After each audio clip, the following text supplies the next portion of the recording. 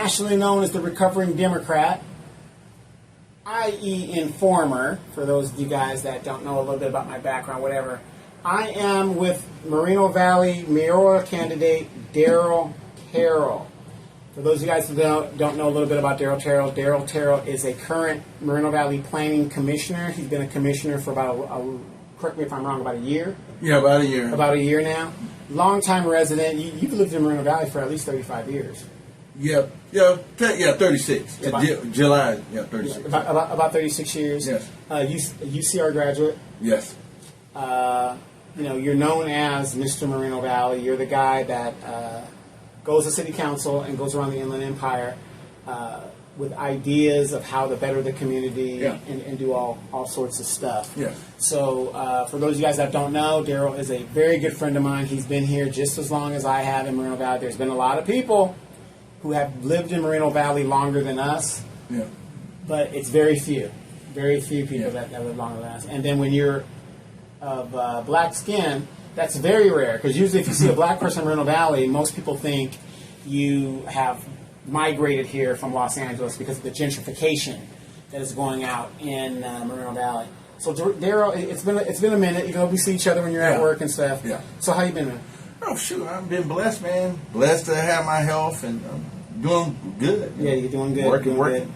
Let me ask you this. I know being a planning commissioner, there's certain things you can't talk about. Yes. So I'm going to try to avoid those things. But, okay. But if you could give us some light on some of the updates, that would be great.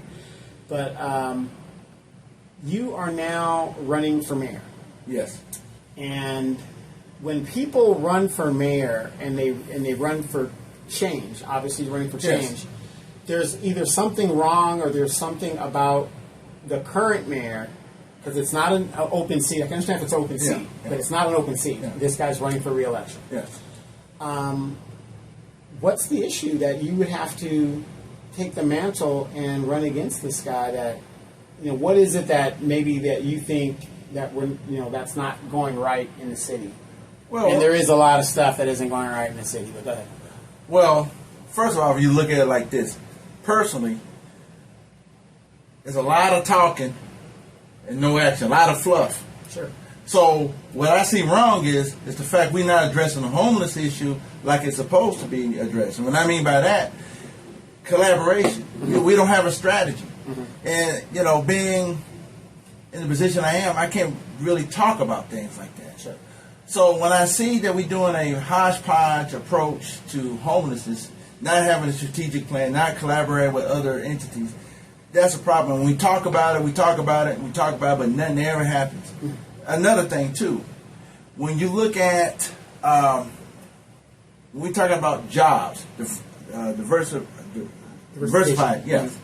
And, a lot of times on the planning commission, people come up there, we don't want car washes, we don't want this, why we can't get something other than that? And it's a simple flaw because the fact we don't have an educated, trained, skilled workforce. We do have college people, like 20% I think it is, but it's not enough to get a company to come in here. Okay, let me cut you off real quick. Yeah. You're saying that we don't have an educated workforce. What do you mean by that? Because a lot of people hear that and they don't understand. Because I know I have a college degree. Yeah. You got a college degree. I went to college. Whatever the deal is. What does that mean when you say our community doesn't? What's the median education level in Moreno Valley? High school education. I think it's like close to 53%. When you look at the highest education, you see college, people that went to college, people that got college degrees. That's what you mean by that. You mean so the majority of Moreno Valley is just a high school education. 25 years and up. 25 years and up. According to the American Community Survey, it says that. Oh, wow. Okay, so a lot of people don't know that. So for those of you guys that don't know, the majority of people in Moreno Valley have a high school education. Yes, that's the highest. And because of a high school education, we can't get high-tech jobs, basically. Yes, it's because, as I said before, when you get a company that wants to invest in this community, they're going to look at their labor market study, and they're going to say, "Oh, you got college, but that's not enough. I need not to train people. I want to put people back to work." Right. So the thing is, what will I do? Mm-hmm. So I will say I will bring in warehouse, whatever fits that skill. It may be warehouse work. So that's why we have all the warehouses, because our community is leveled at warehouse work. Yes, that you got it right there, because you have to meet the skill set. Who wants to spend the money to train people for high quality, high tech jobs if you when they can come in already skilled or educated to go into that field. And a lot of these jobs are entry levels, a lot of entry. But that's the whole point. But again, when we talk about this, and people don't say to me, we've been talking about this for years. Right. Where's the training program? Where is this? Where is that? Wait, didn't Ito promise a technological training thing? And so we're 5 years out, and we haven't got that technical school yet. Yeah, I don't know the staff why that's the reason I could ask. If you become mayor, would that be something that you will hold? Because our previous mayor, not Molina, he said, I'm going to hold Ito to his promises.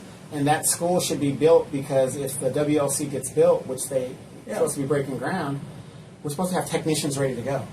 Well, that's the whole thing. We got to have, like I said, an educated school training workforce. And as you asked me that question, I think we should. And I would ask the developer, when are we going to get this thing? When are we going to get it started? Because like you said, when the WLC starts beginning to be built. Right, because I believe they broke ground, didn't they? Yeah. They had some kind of ceremony. It's supposed to be this year. I know it was supposed to be this year. I don't know if it happened. Yeah, I haven't heard personally about it.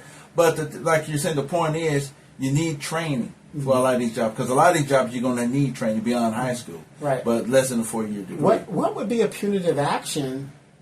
Okay, if this man has an agreement with the city, and I know we're kind of going off topic here, but I just want to know, because a lot of people want to know. Okay. We're built out. We can't build any more warehouses, basically, at this point. Mm-hmm. So this man promised to do this technological stuff. What is the penalty if you were mayor and I came to you and I said, look, this man hasn't done anything that he said according to the agreement in 2014 or 2016. What would the city do to this man? Would it take his land from him? Would they, I would have to look. I have to look at the details because I can't answer the question. I have to look at the details.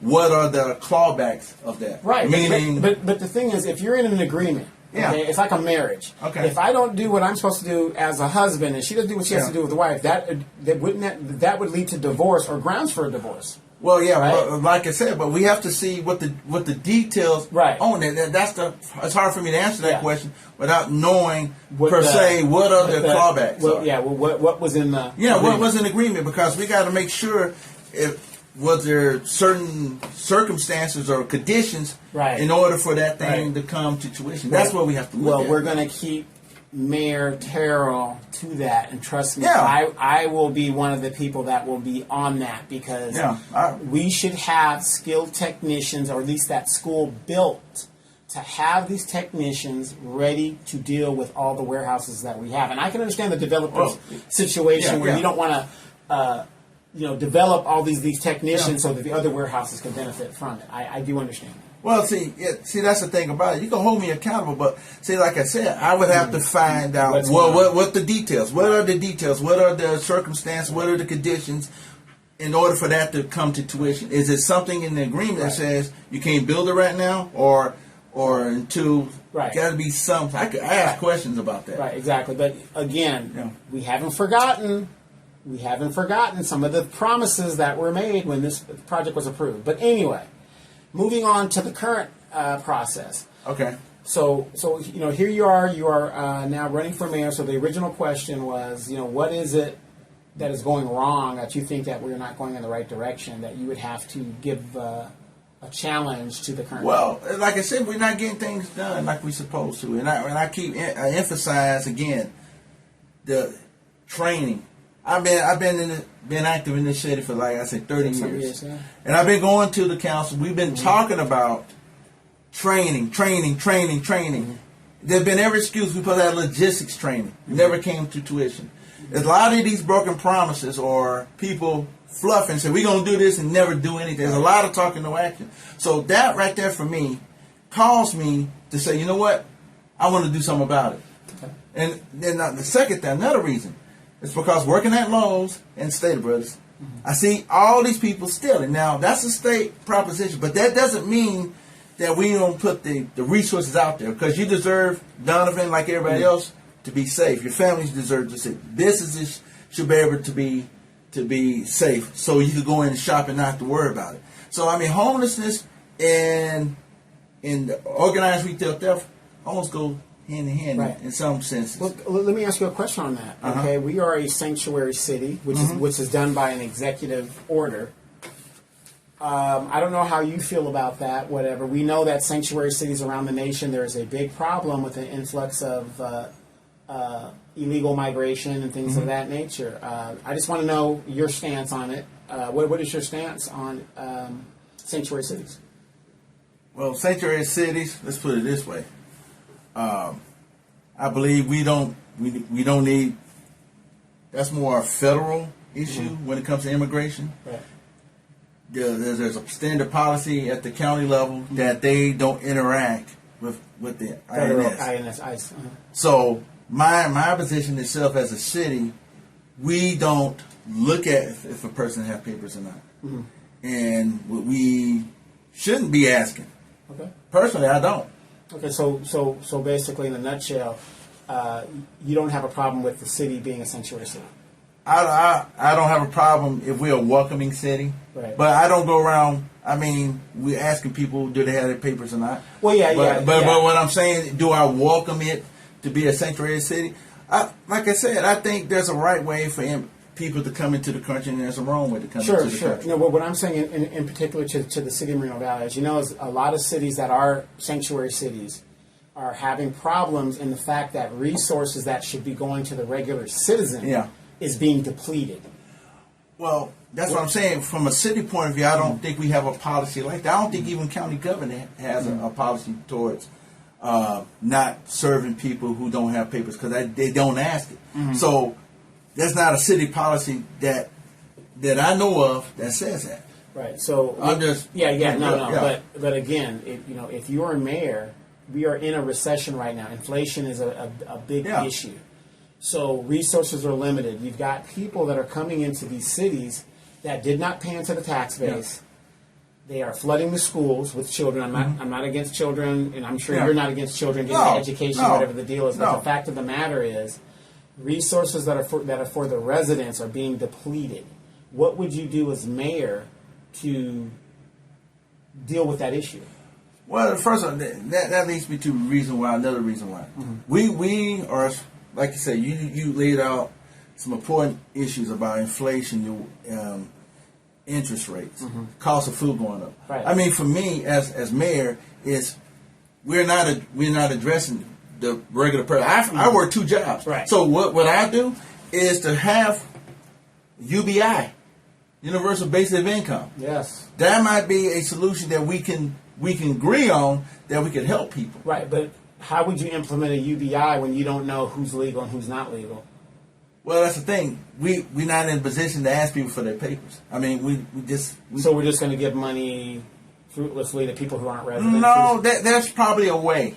There's a way. I don't know. I can't answer that question because I don't know. Well, I think I have a solution to that. What's that? If, let's say, UBI is approved through the city council. Yes. Whatever the amount is. Everybody, you can go to the county. I'm a citizen, so if I wanted to get a UBI from the city, I would go to City Hall and I would show them, this is my address, this is where I live. Yeah. And that's a way you could kind of separate, what's going on or whatever. Yeah, well, that's the thing about it, because I don't have all the answers. Right. But the thing is, you have a lot of good suggestions. Right. And that's the thing that has to be cultivated. We have a lot of good ideas out there, but we don't bring it in. But just like you said, I never thought of something like that. Yeah, I mean, just to throw money out. Well, I'm not saying just No, but in a lot of cities, they're doing that. They're just throwing the money out. No. And then if you're an American citizen, you don't get nothing. But but if you're like you said, if you're a resident, you have a and you can prove you got a driver's license, and you've got a registration, a car registration, and a matching mail to match that. Yeah, you're a resident. Yeah, well, you just ain't gonna say just show up to City Hall and we're gonna just give you money. Right. There has to be some kind of regulations, Right. And what you said is feasible. Yeah, to do. I mean, it's something to think about. So you're saying with what's going on with the mayor, the UBI. So go ahead and continue. Well, yeah, because the thing I've seen, we've been giving money to the art community, which I love arts, but there's again the one thing about artists, they're not famous until they're dead. Go ahead. But to answer your question though, just think about it. There are priorities we given to murals and things like that. Sure. I like art, but should we spend more time helping the people that's struggling and suffering? And like I said, I work 2 jobs. I know there's plenty of other people working 2 jobs out there, probably more than 2. But my thing is, we need to start worrying about the people who are struggling. People, I see it every day when I work at Lowe's. I see people coming in. Yeah. They used to at Stater Brothers. When I bag groceries, you could tell the difference. What was it that they used to be 4 bags? Yeah. For $100. Yeah. Now it's one bag and for $100. And it's a little bag. Yeah. And so when you see things like that from your eyes, that's what I'm saying.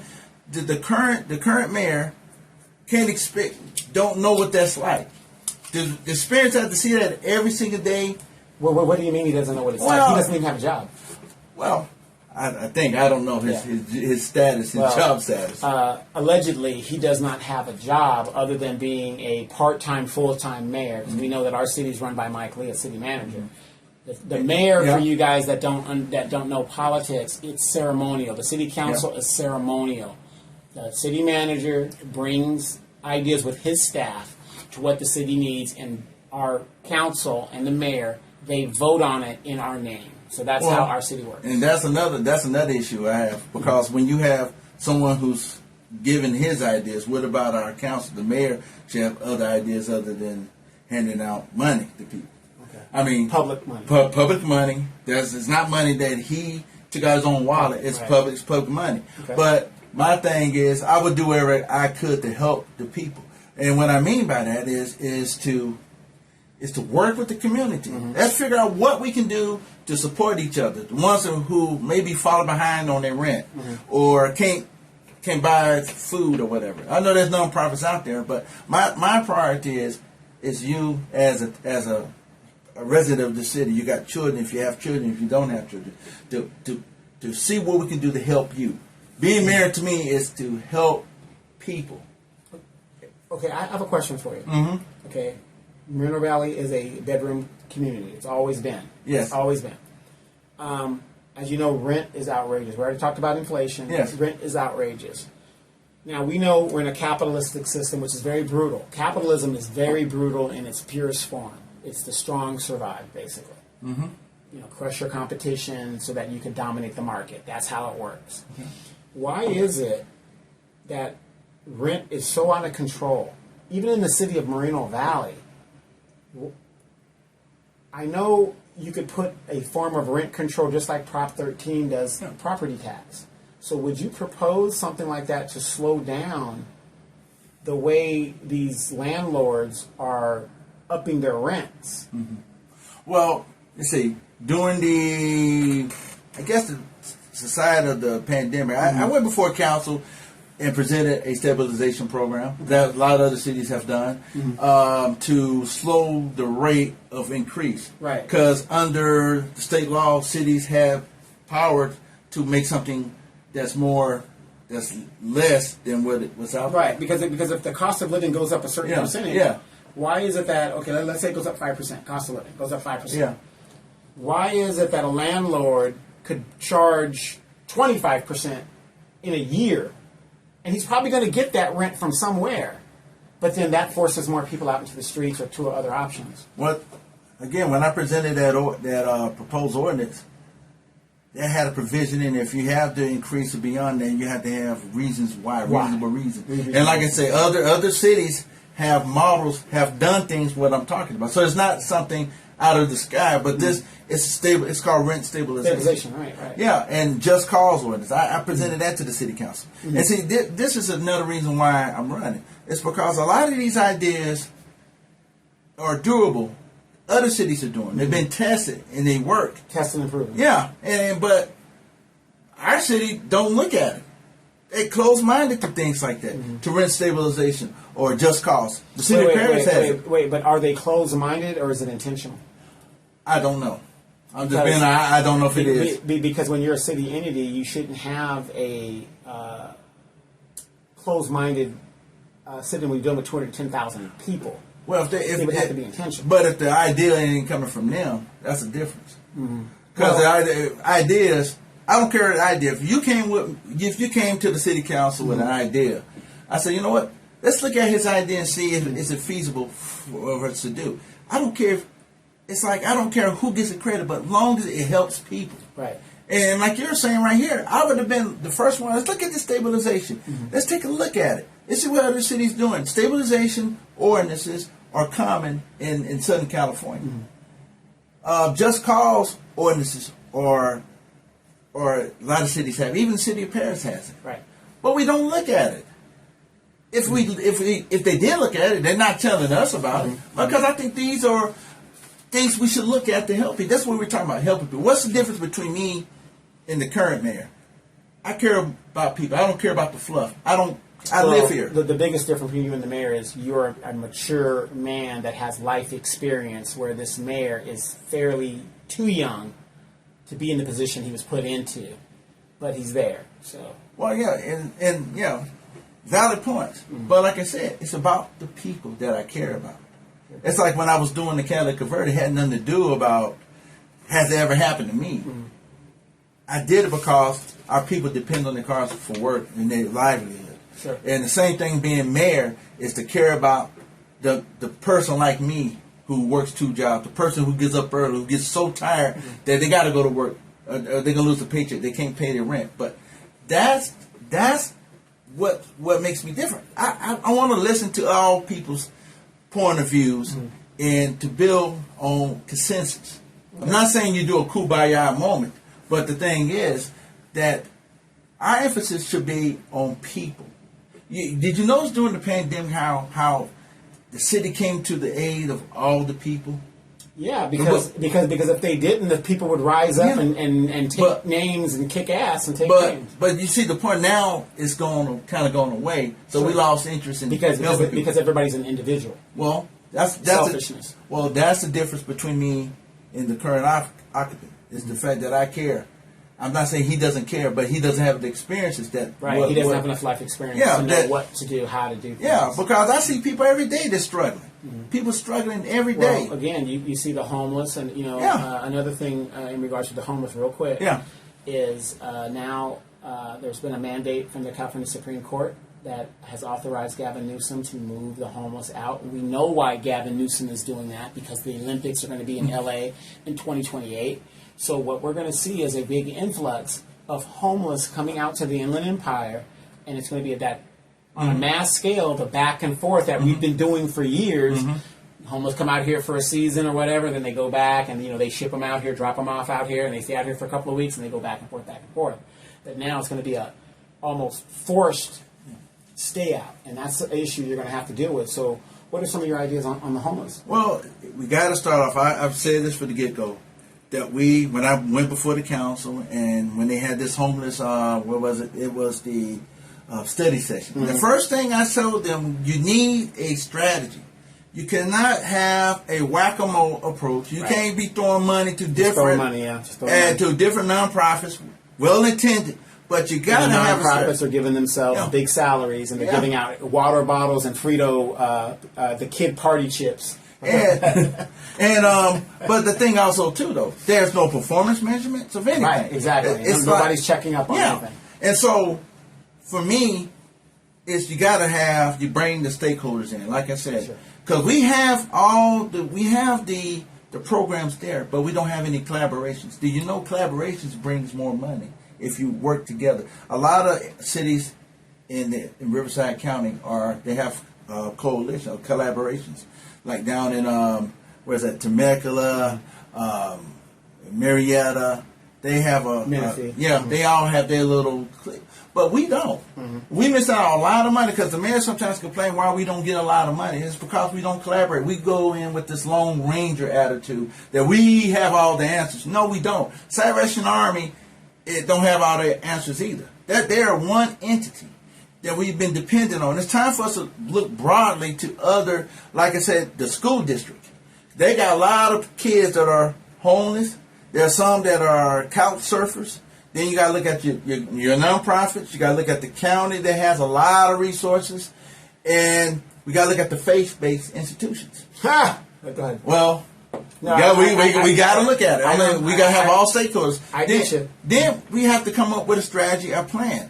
Then once we have that, we have to have performance measurements to measure, not just because you house people, how many of them when when they're housed back on their feet again. Because a lot of times people chalk it up, oh, we got someone off the street. Okay, what are they doing a couple of weeks later? They're back out on the street.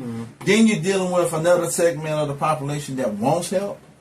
Then you got ones who too proud to get help, and the ones who don't want help or don't know they need help, and the ones who don't, who says, I don't want any rules and regulations, because they like roaming the street. Sure, absolutely. But the thing to go back to about Gavin Newsom's his order of clearing the streets and all that. But the thing is, that's a good thing, but locking people up is not a solution either. Right. You can't lock yourself out of homelessness, but what you can do is start, and like I said, think about all the cities where they are right now. They're maybe like us, like 35 here, but you got here, was it 35, 40, 50, whatever the numbers are. Then they just kick the can down the road. Sure, Keep the absolutely. can. So that's why they're so bad. But then you have other cities that say we're gonna take the bull by the horns and we're gonna strategize and we're gonna actually not talk about it. We're gonna have a plan and we're gonna execute that plan. Now you're saying what other ideas? Okay, here's one for you. March Air Force Base. Well, the March Joint Powers. There's 2 barracks over there. There's like 3 barracks, a lot of barracks in the child hall. Yeah, the old child hall. See, by us partnering up with other entities like the county and other nonprofits, we could have got money to fix up those dorms, to have a place, create a navigational center, because you got the U.S. vets over there. Sure. You have transportation, you have RTA, and you have the child hall over there. So that's one thing we could use some money. Here's another thing. Menifee, a lot of cities have a legitimate, what we call outreach programs. That we could partner up with Riverside Behavioral Health to create a homeless outreach program. We could create with these other like City Net that they deal with outreach. But in that right there, but before we do any of this stuff, we got to have a plan. Gotcha. Let me say this real quick. Okay. For those of you guys, recently you were on the local news again. And it wasn't for anything bad, you guys. It's not Cops, the show. He wasn't on Cops, the show. You were on the show. You were on KTLA, CBS, I think it was too. Oh no, it was ABC and Fox. And Fox and KTLA. I saw you on KTLA as well. And you championed the catalytic converter thing, and which was a big situation. So, could you tell? Well, you kind of already elaborated to it, but there was a rash of thefts of catalytic converters. So how were the people getting the catalytic converters? They would just go into your car and cut it off? Yeah, they would take like maybe 5 or 10 seconds. They would get one of those hacks. I ain't gonna say what kind of saw. Somebody out there might try to go do it, but they get a saw. So the thing is, it's about opportunity. So if I could cut it off in a matter of seconds, no one's gonna see me. Right.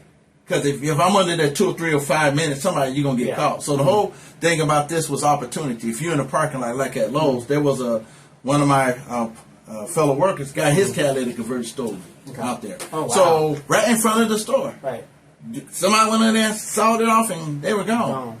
And but it's about it takes less than 10 seconds to do this. And so the thing is, when and real quick, don't mean to cut you off. Oh no.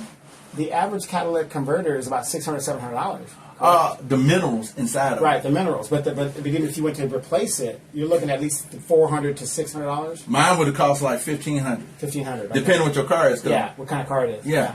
So then, I have an older car, so mine was like $600. Yeah, somebody made the joke, I got an electric car, so I don't have one. I said, yeah. Lucky you. Somebody must steal your battery.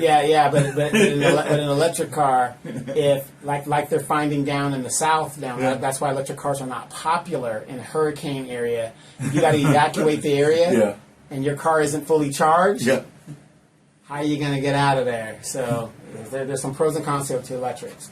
But going back to your question, the question was what? Well, you think about it again. A lot of our people don't work in the community. They take 30, 40 minutes out of the community to go to work. Right. So can you imagine you're going outside in your car again? Right. And you crank it up, it sounds like a tractor. Right. Yeah. Right. Then what? The first thing you're going to think about? You're not going to worry about the police. Right. The first thing you're going to probably think about, how I'm going to get to work. I better call off at work because I can't make it. Right. Call my insurance company. Are they going to cover it? Right. I mean, it creates another chaotic situation in your life. You got to remember, most Americans now don't even have $300 anymore.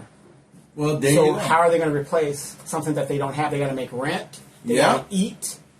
They got to pay for daycare, diapers, whatever else is going on. Well, that's what I'm saying. It goes back being mayor. Again, when you're the mayor of a city, you got to think about the regular people. Just like you just said, the people who cannot afford, they can't afford with $300 to save, or afford food or something. Yeah, nobody has that because inflation's taken all away. And so the thing is, you have to do something. Like I said, the UBI is always a perfect opportunity that we can to establish so people can have at least we can help them out just a little bit.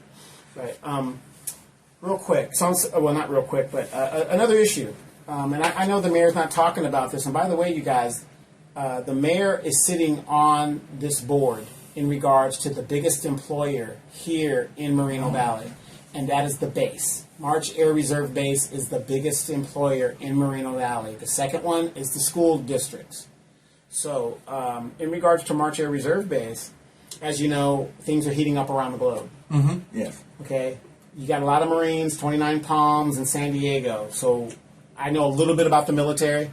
So, basically, these Marines have to get to the fight. And the only active mobility base in Southern California where these Marines are located is March Air Reserve Base. Now, we've been doing a lot of building around there. The base is in caretaker status. Matter of fact, I believe the KC-46 Pegasus is due to be bedded down at March, which is a very significant armament and platform. As mayor, what are you going to do to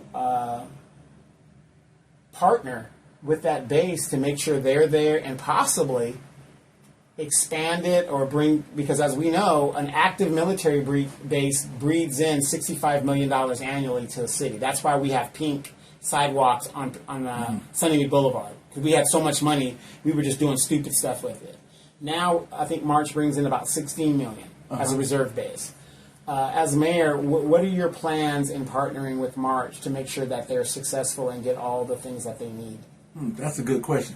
Well, when I first came here in 1988, Man, the that's base, ancient. That's ancient. well, yeah, that is ancient. But the thing about the base, it was I was stationed there. a lot of my aunt and uncle were there. Yeah, I was stationed and I commend all the little bit because this guy we know had cleaners. There was a lot of what you call a multiplier effects because you had the base, you had the cleaners, you had everything around it. But everybody was contracted to it. Yeah, all the money. So when you ask your question is, we have to support whatever they need is to expand the base. We should be for. Now the question is, we have joint powers. Okay. Right. Now I would say, me being mayor, I would give up that seat to someone who does know how, that knows about the military. It could be any veteran because we have, what is it, in this area, 100? Yeah, we're the seventh largest military retiree area in the nation. Yeah, well, so that's a lot of people.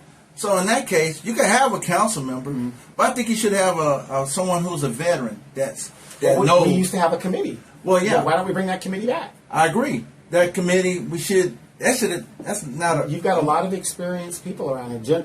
Richard Roth, still a general. He shouldn't be using his general symbol in campaigning, but that's another story.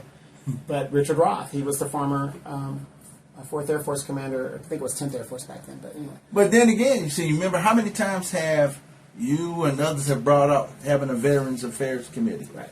How often? So that it goes back to why I'm running, because things like that fall by the wayside. It does. They don't want to listen to us and what we have to say. But you have the mayor, who I believe sits on the Joint Powers Commission or meeting. He goes to the meetings. Yes. And I've watched, and he has said nothing to report, nothing really going, because he doesn't understand it. He doesn't understand military jargon. Now, as we know, March BX, which is the base shopping area, is closed due to not enough patronage and infrastructure. Now, what if somebody like myself who knew what is going on would have reported to you guys, say, hey, these guys, they might need another building to move the shop at to, or the BX to, or whatever the deal is. I could have gone to the city and let you guys know what was going on. Because if we could have had anything to do with it, then we would have to marshal the resources in there, because we have a big population military here, so they would have to, because now they're gonna have to go to Camp Pendleton or LA Station, LA Air Station. Yeah, is that right for someone to travel that far away? Yeah. For those that don't know, I'm a military vet. What they're saying is because of technology. Now, I'm an old school guy. You know, your parents, your uncle, and we're old school, whatever the deal is. So we're used to shopping and all that other good stuff. But what they're saying is now you can order it online. So so now if I want something from the BX, I can go on the website, and that's good for younger people. But I get it, and you can order it. They don't have to pay light gas and whatever else they pay over there in the building. And I get that part. But the point is that wasn't the contract that I was given. And if the BX goes, is the commissary next? Well, see, here's again. We dropped the ball. We wait till we get to the roof is falling off before we do something. As always, we procrastinate. Yes, of course. We don't do anything. Like you said, if we had known something about that, if we had a veteran on there that could tell us, hey, city, our building is falling apart. What can we do? We figure out legally what we can do. Then we could work with some of these home improvement places to come over there and help them out. Right. Or if I told you, hey, there's not enough patronage at the base, they're thinking about doing this. Do you know how many veterans that are in this area that won't even shop at the BX? They will go to Pendleton. Do you know how many veterans don't even know that the base is active to a sort? The gym is open, NWR is open. They don't utilize the base because guess what? The city doesn't promote it enough. Well, that should be part of our economic development and our outreach to welcome our veterans to our community. Right. We don't have the resources. Right. Just like at City Hall, we should have a desk or something or a little kiosk. So if veterans have any questions on how to go like to the hospital with their benefits, there'll be someone there. They don't have to be someone there all the time, but it could be someone there that can help answer those questions. Well, I'm glad you brought that up because today I had to go to the Veterans Center down in Riverside to do some paperwork down there and add people on my system, and then it's an appointment system at Deers for the ID card at March. They don't know what they're doing, by the way. I had to go all the way to Camp Pendleton because my ID card was screwed up. I had to go all the way to Pendleton by appointment. But the point is, what I'm saying is, you've got a lot of young veterans that are getting out of service, they're coming back home, and they don't know where to start. They don't know anything. And, here you got the city website that has all the stuff on there, but there's nothing in regard to the veteran resources and where to go. Like, hey, I'm new to the city. I'm a vet. I want to apply for my VA benefits. I want to apply for my education, whatever. I have nowhere to go other than maybe if I go to the school might have a VA rep over on the campus. But shouldn't the city have a comparative type veteran representative that represents the city? I mean, we should. I'm gonna be honest. We should have a Veterans Affairs division, right? Committee, committee, and a division if we have to. Because look. When I was running for RCC, this was something you learn when you campaign. When I went to Moreno Valley College, they got a veterans. A lot of colleges have it now. At the Valley, oh my gosh, got book bags, pens, paper. They did all my paperwork for me. RCC has a nice one too. Computers, you sit there and you can be chilling between classes. But here we are at Moreno Valley. I don't know where to go as a young 22-year-old person. Even if I do go to the college and get the resources, but what does the city offer me? Well, that's the thing about it. Again, that's from experience. Right. If you like I was here in the late '80s, and I saw how active the base was. You had a big population of GIs in this community. This is community. So you observe. It's like Catholic conversion. I observe what's going on in my community. Right. You say, hey, wait a minute, we got all these veterans here. They got services. You used to have the base. You had the hospital, the base hospital at one time. Sure. So you go to Loma Linda and other places. But the thing is, you should prioritize and say, you know what? Maybe as big as our population, maybe we should have some kind of services for our veterans so they won't make it easy on them. At least they don't have to go all the way to LA Station or Pendleton. Right. But that's what I'm saying. That's come from experience from a veteran like yourself that knows this. But me, I just know a little bit about it because my aunt and uncle. But as mayor, I look at towards people who are experts. That's how I do it on the planning commission. Sure. I look at planners that know what they're doing, and I listen to their expertise. And so, in a situation like this, we should have expertise to tell us, okay, what do we need to do? How can we better serve our veterans out here? Right, and then in conjunction with that, Yeah. working with the base commander, or whatever they need, by knowing what's going on over there and having that close relationship with them, you would be fostering the fact that base stays there. Because if that base closes, we're going in the way of San Bernardino. It would be a wrap. Well, yeah. Not that the base is going to close, but it's just the idea of we should have closer relations, because if that's our biggest employer. Well, and also too, that's why we can't start building next to the base. Correct. Because of the fact encroachment will seal the deal. That'll be the end of us. But instead of doing all that stuff, we should be supporting whatever they need. As a mayor of a city, I can ask the base commander, what can we do? Right. Or ask the You should commission. be visiting. Yeah, you should be visiting over there. There should be actually. There should be the fostering that relationship to where you can take young people. They don't have to wait for an air show all the time. And a lot of people don't know this. If you want to go see where your tax dollars are going, all you got to do is call the base public affairs place, and they will set up a tour for you to see what is at this base and what is going on. And that's something that we should be doing every day if we had a veterans committee. Well, and that's again being mayor, you have to think about outside. You got to look at your surroundings, and like I said, that's something you can't miss. And our city has missed the ball, has dropped the ball every time when it comes to stuff like this, because we have a veteran population. There's no excuse why we don't have a booth or a better, closer relationship with the base. Not because of the air show. The air show is fine, good relations, but beyond the air show, like you said, you got veterans. That's like when I work at Lowe's. You remember you're talking about technology? Some of these jokers don't even know how to, hate to say it, excuse me, veterans out there. It's true. They don't know how to do self-checkout. So I go and help them out. I help them out. And we don't want to do it. Yeah, I know. And I help them out. I talked to one veteran out there, and he don't know. He says, "You're always helping me." I said, "Because it's my duty to help you. Not because I'm getting paid to do it. It's the right thing to do. Your generation paved the way for my generation." Right. I tell them that. Absolutely. So, but what I'm saying though, when it comes to military affairs, we need a committee. We need to have our view all around. We should have a worldly view of what's in our community. Going on, and strategically projecting. Because like I said, it's hot. It's heating up in China. It's heating up in South Pacific over there. Thing.